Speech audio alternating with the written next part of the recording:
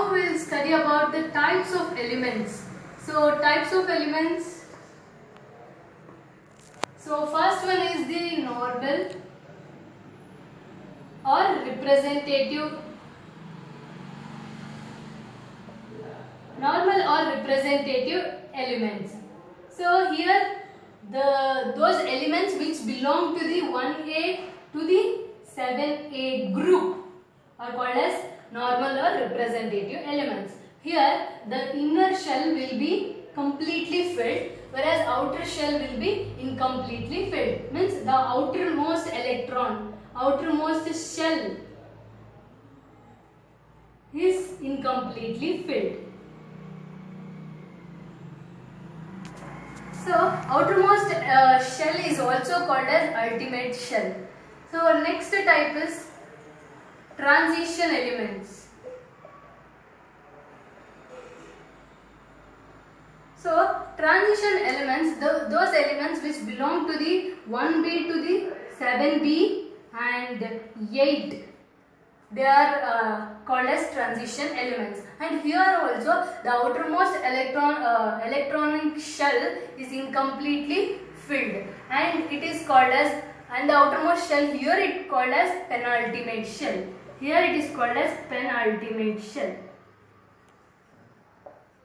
Here it is called as ultimate shell. Okay. Next is, last group is inner transition. Inner transition N elements. So here lanthanides and actinides will belong to this group.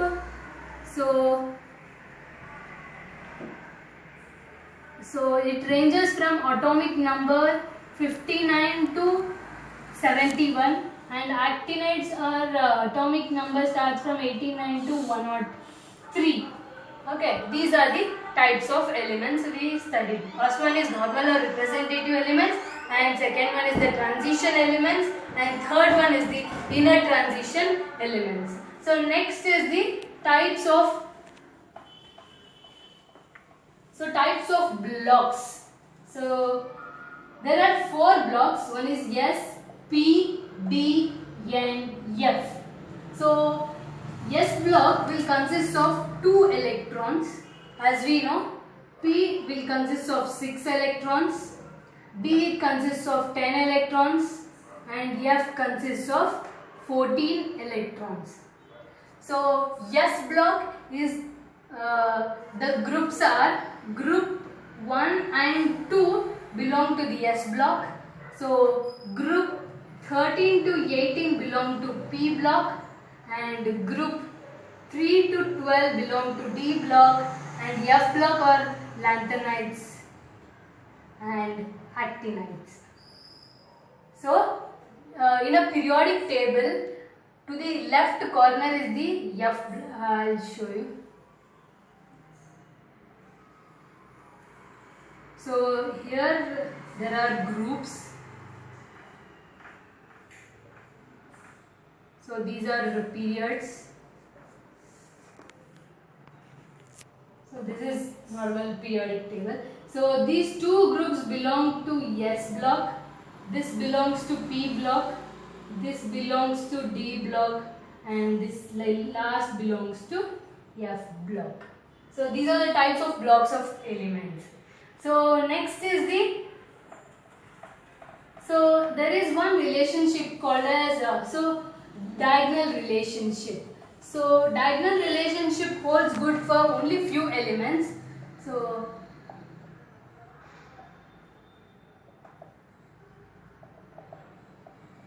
diagonal relationship. So it says that the element which is diagonal will have similar properties. For example, lithium.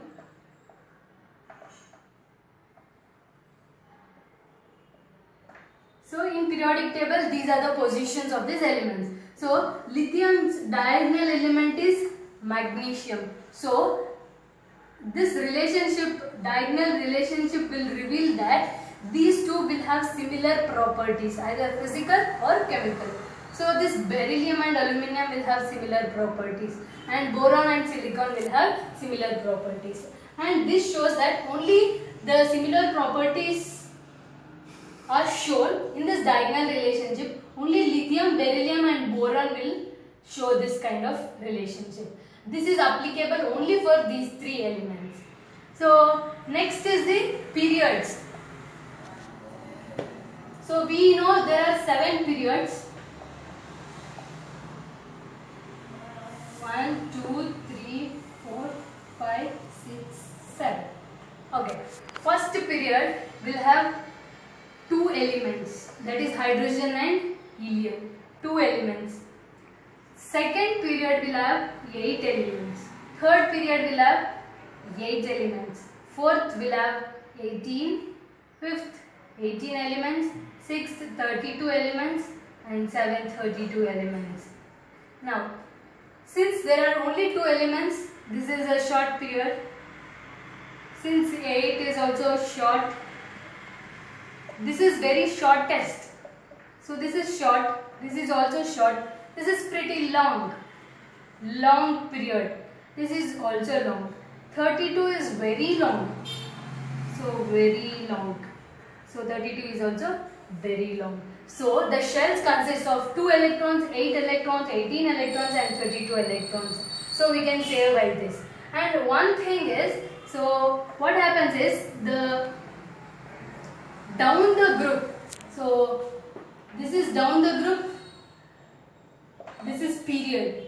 So as you go down the group, so what happens is the valency electrons remains same.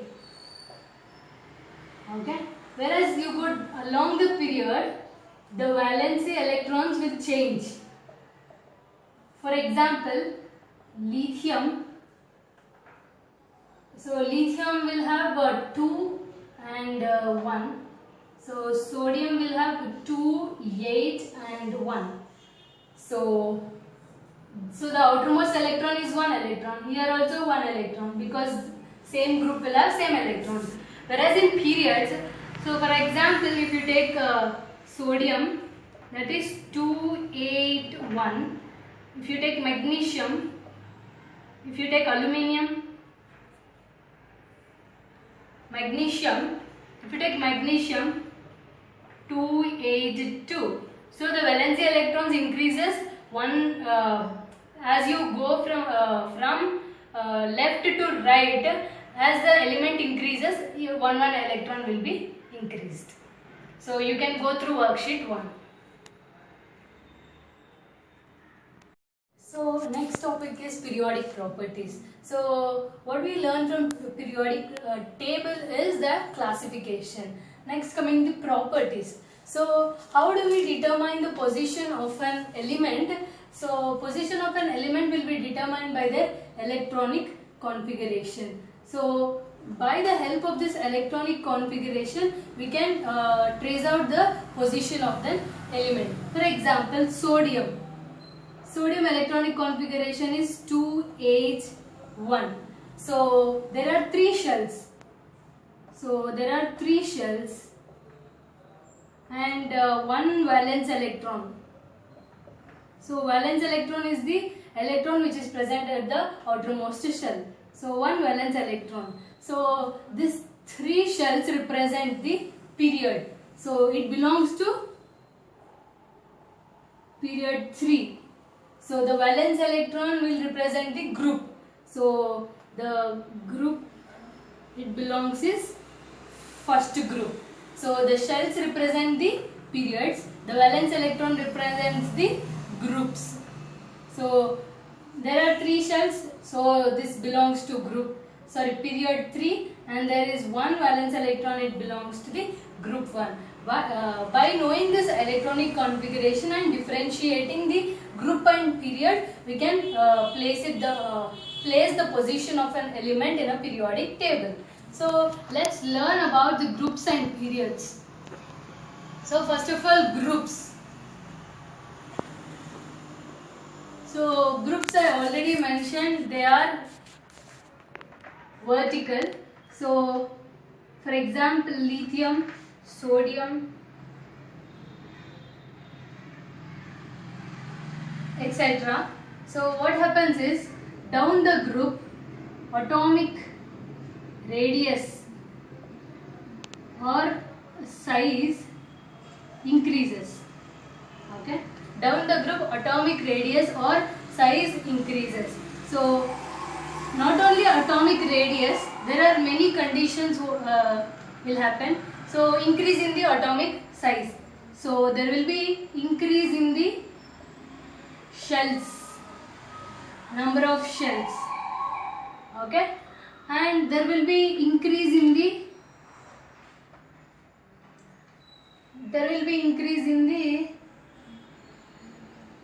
so no increase in the valence electrons remains same. As we go down the group, valence electrons remains the same. So the properties, as we go down the group, properties of elements belonging to that group are same. Okay, so there when you come down the group, the atomic size increases, so the number of shells increases, so the atomic radius also increases, but the valence electrons remains the same and the properties of elements will be same. This is the group, down the group. So for example, if you take periods,